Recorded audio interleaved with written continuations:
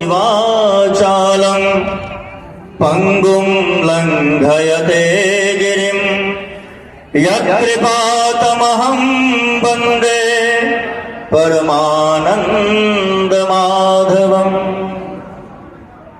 यहाँ पर उपस्थित सभी गणमान्य व्यक्तियों को सादर नमस्कार। इस गीता महोत्सव में आए हुए सभी छात्र छात्राओं अभिभावकों को भी कोटिशः छात्रों को आशीर्वाद और अभिभावकों को नमस्कार। प्रिय बंधुओं, गीता का जितना भी हम गुणगान करें उतना ही कम है। गीता यदि आपका मन उद्वेग से भर जाए, आप व्याकुल स्थिति में पहुंच जाएं, तो एक बार गीता को अवश्य पढ़ें। गीता आपको सन्मार्ग की ओर ले जाती है। बहुत लोग गीता के ऊपर में बोलते हैं, दो शब्द मैं भी बोलूंगा। देखिए, गीता का प्रथम श्लोक है धर्म क्षेत्रे कुरुक्षेत्रे संवेदा युयुत्सवः मामका पांडवाश्चैव किम कुर्वति संजयः। पहला शब्द है धर्म, और गीता का 700वां श्लोक, जो 700 का अंतिम श्लोक है, वो है यत्र योगेश्वरः कृष्णः यत्र पार्थो धनुर्धरः तत्र श्री विजयोर्भूतिर्ध्रुवा नेत्र मद्र मम। यानी अंतिम शब्द है मम, यानी पहले शब्द और अंतिम शब्द को जोड़ते हैं तो वो होता है धर्म मम।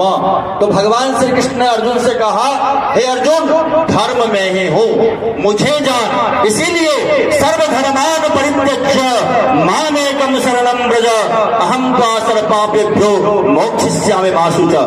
हे अर्जुन, सभी धर्मों को छोड़कर तू मेरी शरण में आ जा, मैं तुझे सभी पापों से मुक्त कर दूंगा।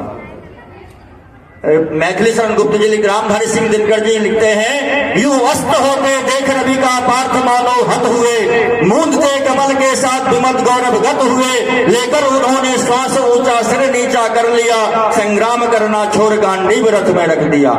जब अभिमन्यु का वध हुआ था, तब जब भगवान ने अर्जुन ने प्रतिज्ञा लिया था जो मैं आज जयद्रथ का वध करूंगा, लेकिन सायंकाल हो गया और जब वध नहीं कर सका, तब उसका पश्चाताप था ये। तो भगवान कृष्ण उसको वहां से भी विषाद योग से निकाल के लाए। जब जब अर्जुन के मन में विषाद उत्पन्न हुआ, तब भगवान ने कर्म का सिद्धांत बता करके अर्जुन को कर्म के लिए प्रेरित किया। और भगवान कहते हैं अर्जुन से, कर्मण्येवाधिकारस्ते मा फलेषु कदाचन मा कर्म फल हेतुर्भुः मा ते संगोऽस्त्व कर्मणि। हे अर्जुन, तू कर्म कर।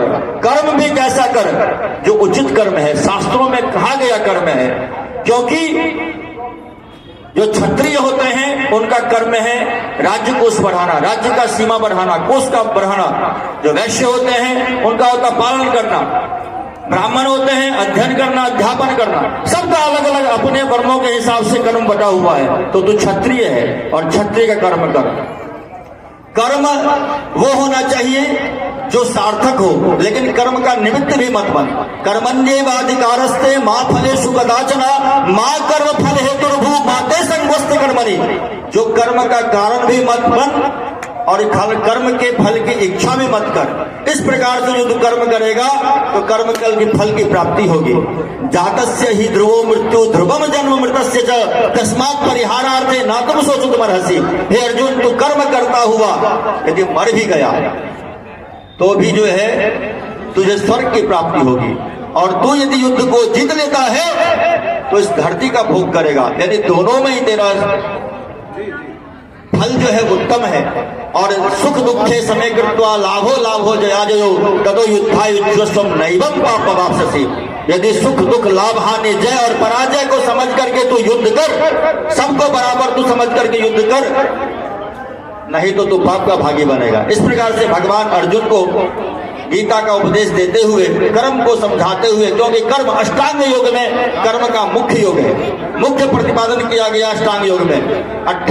जितने भी योग शास्त्र हैं, यदि हम कर्म नहीं करते हैं, हमारे आगे थाली रखी हुई है, भाग्य में लिखा था हमारे आगे भोजन की थाली रखी हुई है, लेकिन उठा करके मुंह में उसको हम नहीं डालेंगे तो हमें वो पेट हमारा नहीं भरेगा। तो कर्म मुख्य है। इसी कर्म पर भगवान श्री कृष्ण अर्जुन को गीता का उपदेश दिया।